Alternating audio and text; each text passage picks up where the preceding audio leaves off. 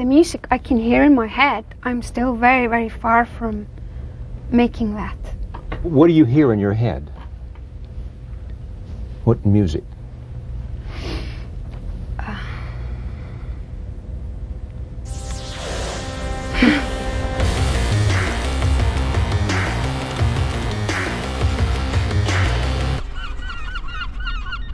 I come from Iceland, and this harper is probably my roots, you know, the weather and the mountains.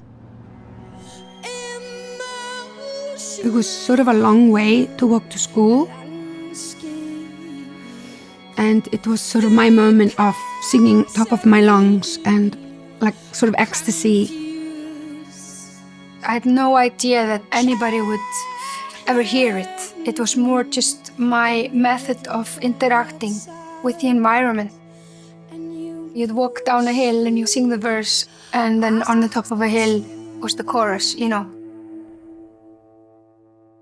I think all my work is still sort of based on these melodies, eccentric shapes, maybe because they come from me walking outside in Iceland in all different weathers.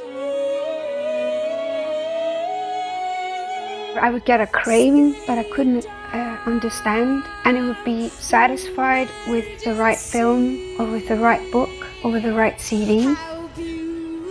I would slowly start to realize that actually the people who made those things, they've sacrificed almost everything to be able to give these things to me.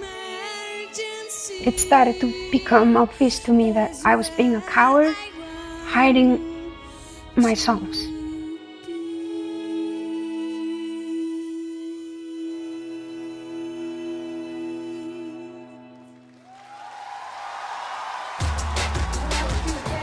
I moved to London to make my own album. It was time for me then to write songs about me. Yeah. I keep coming out, keep missing you. So, I know, I haven't been here for a while. Good stuff here. Yeah. The scene I was most attracted to when I came here was not people that already established things, but people that were still trying to discover something that hadn't been discovered before. I mean, you have to look really hard. You have to go to 50 clubs, but the club number 51, miracles will happen there. The people that ended up in my band were like one person from Iran, one from India, one from Turkey, one from Cyprus, one from Barbados. I've got no interest in working with people who just do what I tell them to do. You know, it's just no point. I might as well just do it myself then. And so it's like I give 9 billion and they give 9 billion or whatever, and that's the kick.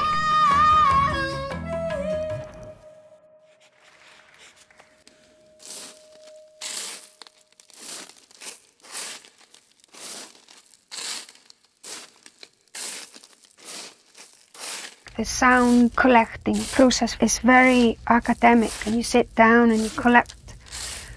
This is the kind of flavor. You spend like hours and hours for months, even years, and until you have a library of the sound family you want.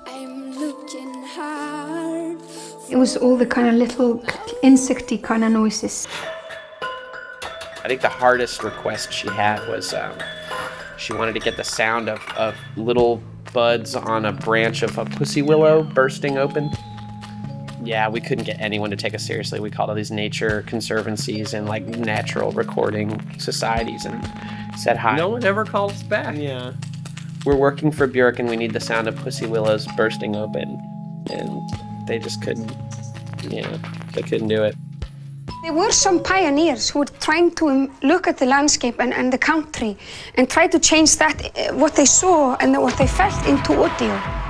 The beats on Homogenic in songs like Yoga, where I literally got an engineer and collected volcanic beats. Very explosive, like they're still in the making. Which for me is very much Iceland.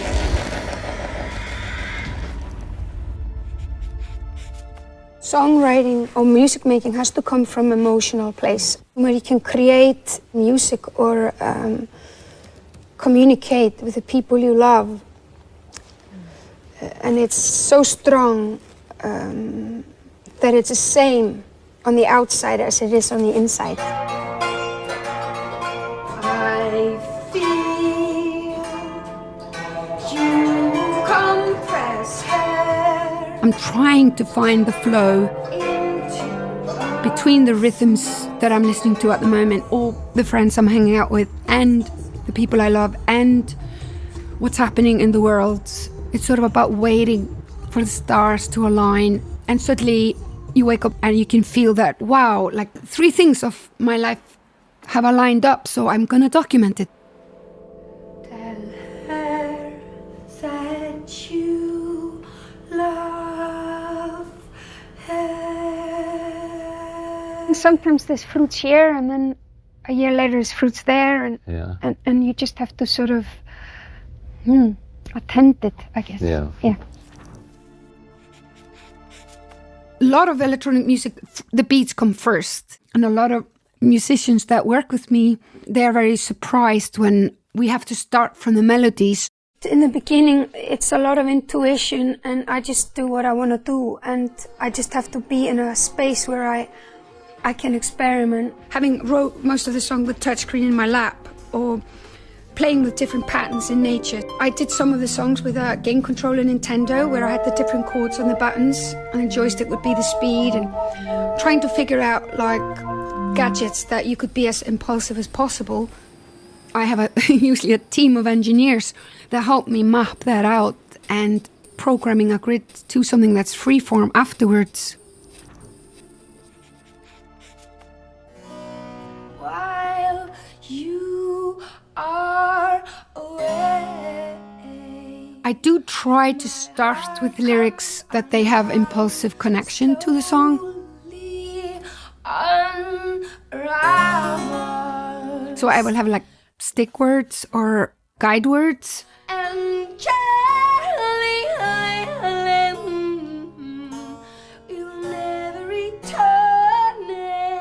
And then, because it's not natural for me to write lyrics, sometimes it literally takes, I will write like 40 pages of words, and then I have to edit it down to 1 page to the lyric.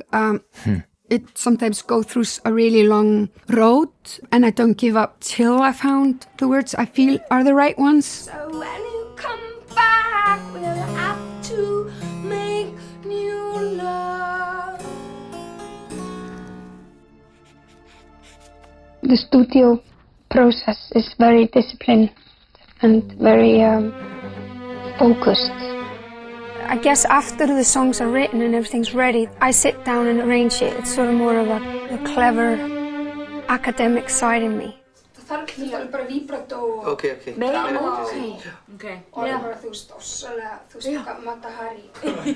I could talk to you for 4 hours about snare sounds, but my voice is maybe the thing that I try to leave out of this kind of analytical behavior.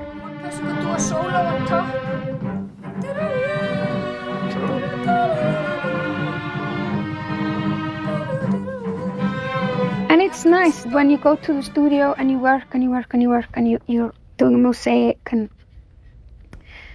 then the fact that you know that the voice is the wild thing that you just go and do in one take.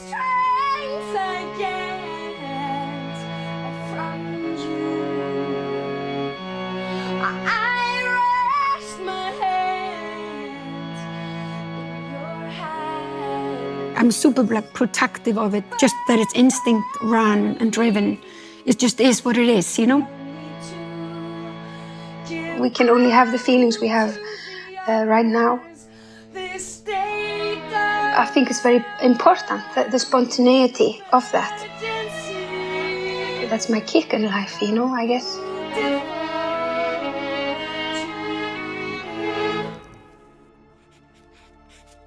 What do you hear in your head? What music? It's very hard to describe. I guess I would like it to be both a lot more better crafted and complicated, but at the same time a lot more spontaneous.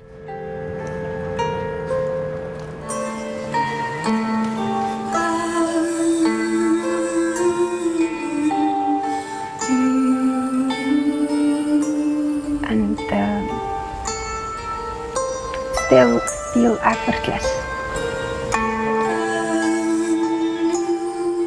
I seem to be able to get better and better at what I do, and especially more the craftsmanship side of what I do. Sort of the heroes in Iceland are authors and people that write books, and they write usually their masterpiece when they're like 60 or something. So it's sort of everything until 60 is a rehearsal.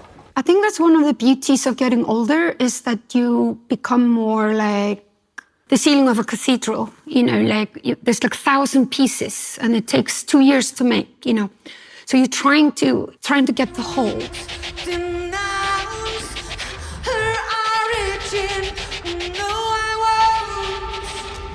You have to be loyal and give yourself away to